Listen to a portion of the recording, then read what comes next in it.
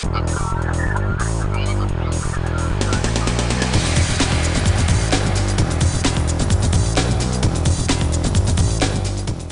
edition of MacVoices is sponsored by Smile, the makers of PDF Pen, PDF Pen Pro, PDF Pen for iPhone, PDF Pen for iPad, PDF Pen Scan Plus for iPhone and iPad, Text Expander Touch, and Disk Label.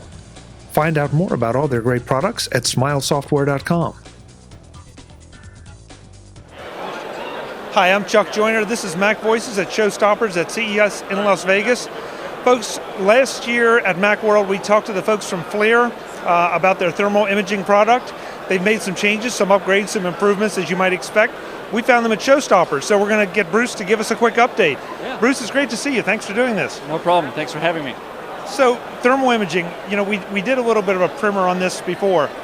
Thermal imaging is important in so many ways, and a lot of people don't know why, what it's good for. Can you talk just a little bit about that? Right. So, the key thing to remember about thermal infrared imaging is that it's not really about light, it's about heat. So it measures the difference in temperature of objects in a scene.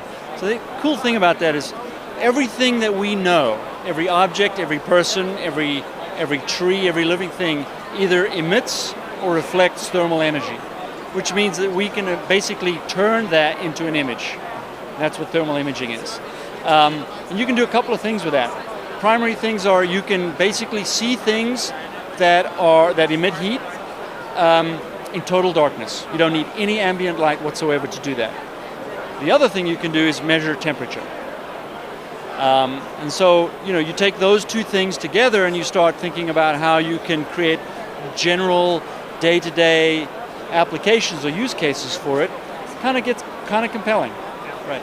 The insurance industry, I know, is very interested in this because a lot of times they can identify problems before they happen.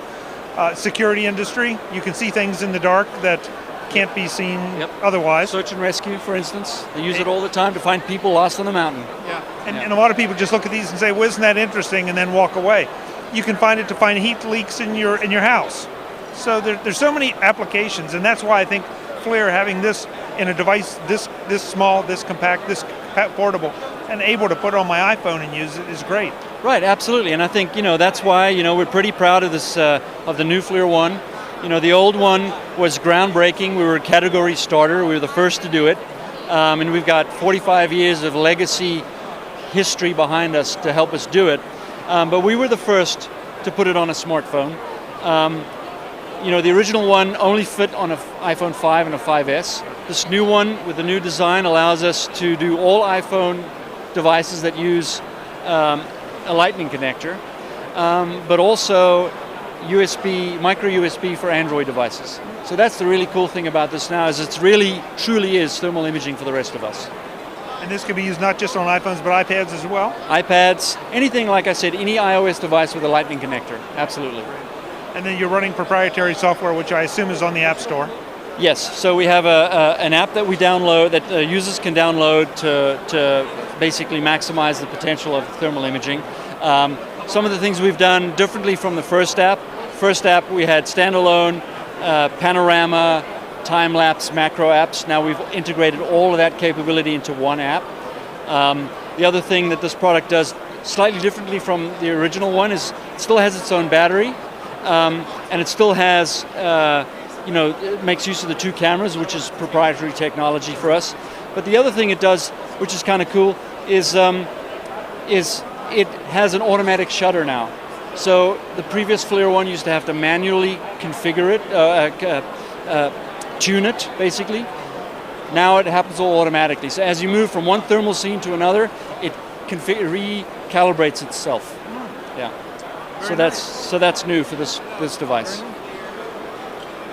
So we're going to take a look at some of the iOS the iOS application that goes with it. Sure. But before we do, where do we go to send people to go and learn more about it? Right. So if they go to our website now, FLIR.com, follow the link to either at home or at play, or just select from the product drop-down FLIR One. There'll be information there about the new product, information about when we're going to launch it, officially put it into channels, and they can also sign up to pre-register for it to get updates and a kind of a sneak peek in terms of when we're going to put it in the market and what the price point will be. So thank you, because that was going to be the next question, price point and availability, and we're not quite there yet. No, we've decided not to release the price point just yet, but we will do so in the coming months, just when we're getting ready to ship. Great. All right, so remember I said you can basically see in the dark, see completely in the dark, because it looks at warm bodies, so here are all the hot areas in this image, and it also can measure temperature. So we can go up and measure the temperature of people right there. And there's a few lookup tables that allow us to change what we're looking at, see things a little differently.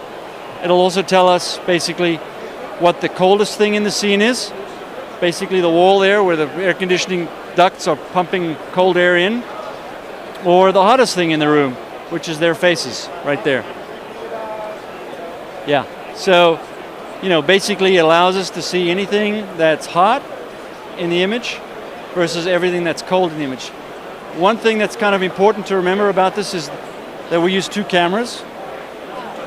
And those two cameras allow us to blend a visible image with a thermal image.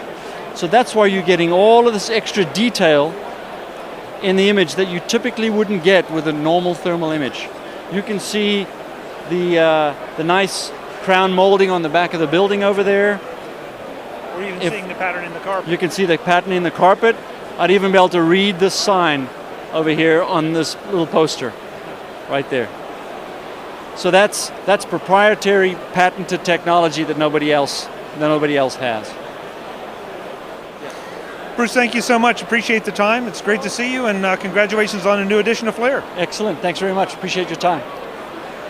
Folks, more from Las Vegas, CES, and ShowStoppers. I'm Chuck Joyner. See you soon.